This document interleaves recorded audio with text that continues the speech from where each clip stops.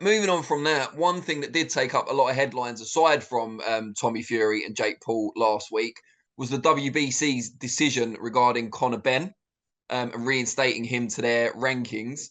Yeah, I guess just what did you make of it? Have you read their statement? I read their statement, which they said that there's no problem with the lab reports. They completely exonerated the allegation that there's things wrong. And then they said that correct me if I'm wrong, that it was down to the eggs. Was it 34 eggs or whatever it is? 35 eggs. Overabundance of eggs, I think was the term. Overabundance of eggs, and that they were, that's where the substance came from. Sure. I don't get that. I didn't get that part of it because, first of all, that substance is banned for use in poultry farming and so forth in this country. So unless you're importing the eggs from America, you're not going to. I don't see how it's going to happen. But just pushing that aside, to his credit, he came out. I think I was reading Conor thing. He came out and said that wasn't his case. That's not what they were saying. They were saying that the sample had been contaminated at the laboratory. I'm sure that's what he said. Yeah, so he said that his team felt that there was a lot of irregularities in the testing procedures. And I think the WBC, because they exonerated the lab and exonerated VADA, then asked for his meal plan and decided eggs was the most likely contributing factor. Well, the easy way to determine whether that's true or not is to test a B sample in a different laboratory. Well, give it to UKAD. Simple, isn't it? I mean, there is that side of it as well, that apparently, according to Robert Smith at the British Boxing Board of Control, they haven't received anything like the same amount of documentation and evidence as the WBC did. This was it 170 or 270 page dossier? I mean, maybe I'm wrong, but I've heard they had nothing. And the reason they haven't had anything because he gave his license up. So he's not, he feels he's not obliged, he's not licensed, so he's not obliged to do that. So that's the position. So the Board of Control can't have a hearing if they haven't got something to determine upon, as far as the PED situation, and that's it. So he's given his license up. I'm hearing he's going to apply for license in the States and so forth. Who knows what he's going to do? But I can't see how he can get a license in the UK until it's resolved. And for me, I don't understand. I just don't understand. Make the information available, and make the B sample available. If what he's saying is true, and he's obviously very, he's very passionate about what he's saying, that the sample was contaminated in the laboratory, VADA laboratory, and that may be the case or may not be the case. It's not according to WBC, but that is the case. Then go to another laboratory with a B sample and let them test it. Something that the Board of Control are happy with. Not just picking out your own one. Go to an independent one, like I say, like you can, and you have it tested.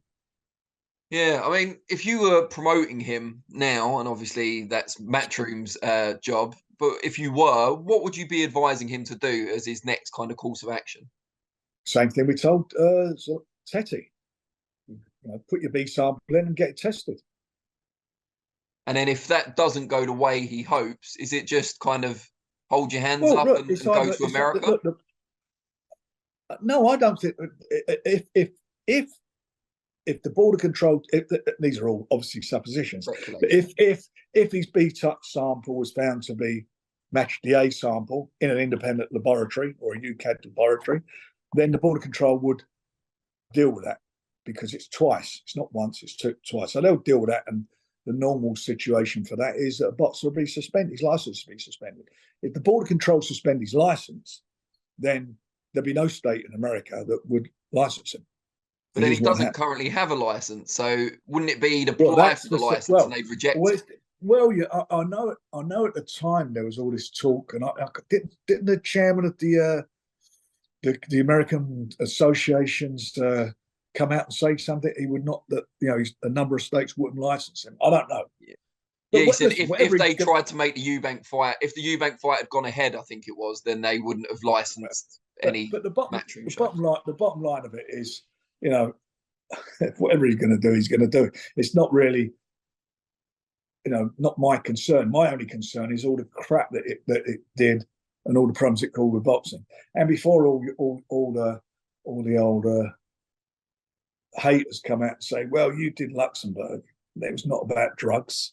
It was not about somebody failing the test. It wasn't about B samples. It was about Derek Chisora's license being taken away from him. And it was about he was free to take a license out elsewhere, anywhere, nothing stopped. He could have gone to America and taken the license out. No one, the border control wouldn't have stopped it. They wouldn't have written to anybody to stop it. That would not have happened. All right, well, let's look at some more positive stuff. Obviously, you've got a couple of shows coming up, one this month, one next month. Firstly, in Telford. Tell us a little bit about that. I know, obviously, the main event is a big rematch for Nathan Heaney.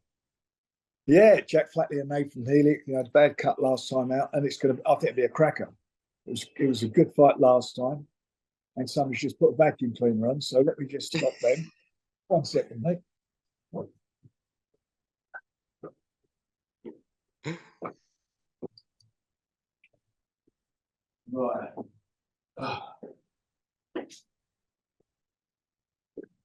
God, I'll tell you what, nicking my job, they were. That's my job, vacuum cleaning. Well, even with your poor Achilles, surely you're. No, it's one of those ones that go around on its own. I just follow it around. You've got to have a hobby when you get to your age. God, yeah, tell me about it. Yeah, what else can we see on the Telford show apart from probably a cracking main event? Well, it is a cracking main event. It's a good rematch with, as I said, with Nathan Heaney and Jack Flatley. I'm really looking forward to that. We've got a cracking fight as well with Andrew Kane and Beluta. Oh yeah, and that is a really, really good fight. I mean, I think that's got fight written all over it, and he's been I think he's a really, really good young prospect, and I'm looking forward to that one.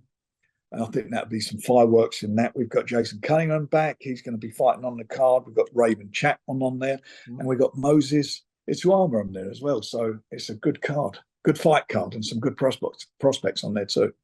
And then you've got an even better fight card in April the 15th. Joe Joyce, Zhilei Zhang in the main event. Obviously, Joyce, I'm sure, is as keen to hear about Fury Usyk as I am and everyone else. But in the meantime, he's got plenty to focus on against Zhang, who said, what is it, Chinese power will be the thing that finally cracks Joyce's iron chin.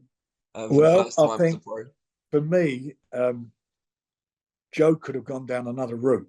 He's in a good position. He's the WBO interim champion. He could have had a couple of marking time fights or a marking time fight, waiting for the outcome of whether the big unification is going to take place or Usyk has to defend his respective belts. But he's chose to go down a tough route.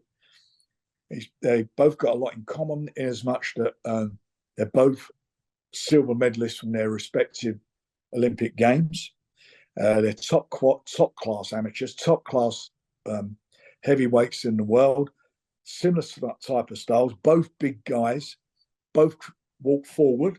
So I think you can get a real explosive fight whilst it lasts. I don't think it'll go the distance. I think it's going to be explosive while it lasts. And I like Zhang. I mean, I've got to be honest with you. You think Chinese heavyweight and you sort of roll your eyes. Some people might roll their eyes to something like that. But I watched him in that fight against Hrgovic, who's now the mandatory for the for the IBF heavyweight title. And I thought he won that fight. He gave a very, very good account of himself. And I just feel that this fight with Joe is going to be, I think we're going to get a real good quality heavyweight fight. He had a great heavyweight fight last year with Joe Parker. And that's probably one of the fights of the year. It's an excellent fight to watch. And I think this next one will be the same. And just final question. It's not Fury Usyk, but it is Fury Usyk adjacent. If that fight, whether it's Fury Usyk or Fury someone else, takes place on the 29th of April, which of your stable will we see on the undercard? I don't know yet. I mean, we haven't even, to be quite honest, we haven't looked at the undercard yet because we want to get the main event done. Yeah, you want to know what the budget is. Yeah, of course. Yeah, exactly. So that's where we are. And a lot of people keen to see, Anthony Yard back, for example, Nick Ball. Anthony won't be on in April. He'll fight sometime at the end of May or June, but I'm keen to get him back in there. I mean, that was a great start for the year as far as fights were concerned for the public and for us as promoters, although it weren't the result we wanted. But I think he came out of that fight with so much credibility now. And I think it's and that sounds stupid, but it's a bit of a learning fight as well for him. Yeah. And I think for him, he's got great experience from it now. And he knows that he deserves to be up there amongst the best in the world. And I think that, you know, looking at a champion who's 38 years of age, I don't know how much longer he's going to go on for, but with Anthony, I genuinely believe he can win a world title. Good stuff. Well, Frank, belated happy birthday once again. You got some hoovering to do, apparently, so I'll leave you to that. I know my place. I know my place. I'm a home husband. They call them home husbands. What do they call them? House husband. House husband. I can't get out, so while I'm doing it all, I've got to just finish. I've got to finish the dishes, take the dog for a walk. Well, I'll watch the dog walk because I can't walk too far now. And then you better get cracking on dinner. I've got to get it all done, mate. I've got to go and find my marigolds, finish the washing up, and I'm ready to go. Brilliant. All right, well, I'll let you get on with that. And yeah, let's speak again soon.